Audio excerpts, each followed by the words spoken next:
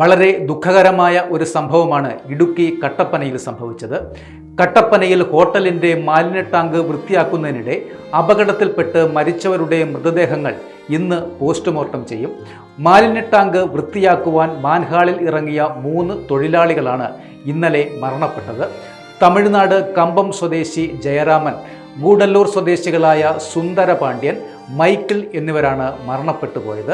ഇന്നലെ രാത്രി 10 മണിക്കായിരുന്നു ഈ ഞെട്ടിക്കുന്ന സംഭവം നടന്നത്. അടുത്ത സമയത്താണ് ഈ ആക്സിഡന്റ് ഉണ്ടാകുന്നത്. ഇതിനകത്ത് സ്ലറി എന്ന് പറയുന്നത് ഏതാണ്ട് ഒരു 5 അടി കൂടുതൽ സ്ലറി ഇല്ല. പക്ഷേ ഇതിനു മുൻപും ഇവിടെ വന്ന് ക്ലീൻ ചെയ്ത് ഇതിൻ്റെ വർക്ക് നടന്നിട്ടുള്ളതായിട്ടാണ് അറിയാൻ സാധിച്ചത്. പക്ഷേ ഈ മാൻഹോളിൽ കൂടി ഇറങ്ങിയപ്പോൾ ഒരാൾ കമന്ന് വീഴുകയാണ് ചെയ്തത്. അപ്പോൾ അയാളെ രക്ഷിക്കാനായിട്ടാണ് മറ്റുള്ള 2 പേരും ഇറങ്ങിയത്. അതിനകത്ത് ഏതാണ്ട് ഇതൊരു 15 അടി വ്യാസമുള്ള ഒരു ടാങ്കാണ്. അതിനകത്തൊരു 5 അടി മാത്രമേ സ്ലറി ഉണ്ടായിരുന്നു എന്നുള്ളതാണ് അറിയാൻ കഴിഞ്ഞത്. പക്ഷേ ഈ പോയിസൻ്റെതായിരിക്കും. ഇറങ്ങിയവർ കമന്ന് വീഴുകയായിരുന്നു. ആദ്യം ഇറങ്ങിയ ആളെ രക്ഷിക്കാനായിട്ട് രണ്ടാമത് ഇറങ്ങിയ ആളെ നോക്കാനായിട്ട് 3ാമത് ആൾ ഇറങ്ങി. അങ്ങനെയാണ് ഇതിനകത്ത് ഈ ആക്സിഡന്റ് ഉണ്ടായിരിക്കുന്നത്.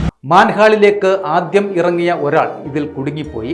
ഇയാളെ രക്ഷിക്കുവാനായി പിന്നാലെ ഇറങ്ങിയ 2 പേരും ടാങ്കിൽ അകപ്പെടുകയായിരുന്നു.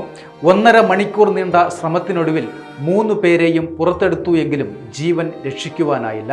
തുടർന്ന് മൃതദേഹം കട്ടപ്പന താലൂക്ക് ആശുപത്രിയിലെ മോർച്ചറിയിലേക്ക് മാറ്റുകയും ചെയ്തു.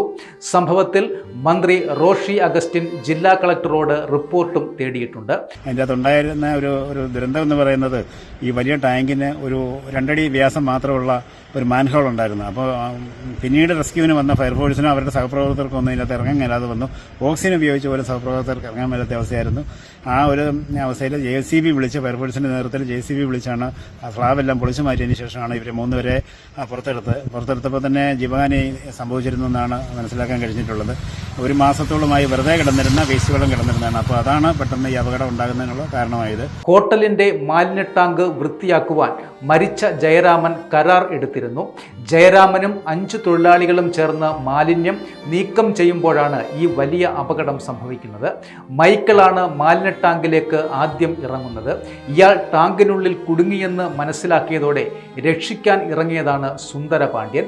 2 പേരും ബോധം കെട്ട് വീണതോടെ ജയരാമനും ടാങ്കിലേക്ക് ഇറങ്ങുകയായിരുന്നു. ഓക്സിജന്റെ അളവ് തീരെ കുറവുള്ള ടാങ്കിൽ 3 പേരും പെട്ടുപോവുകയായിരുന്നു. ടാങ്കിനുള്ളിലെ വിഷവാതകം ശ്വസിച്ചതാണ് മരണകാരണം എന്നാണ് പ്രാഥമികമായ നിഗമനവും. പോസ്റ്റ്മോർട്ടം നടപടികൾ പൂർത്തിയാക്കി മൃതദേഹം ബന്ധുക്കൾക്ക് വിട്ടുനൽകുകയും ചെയ്യും.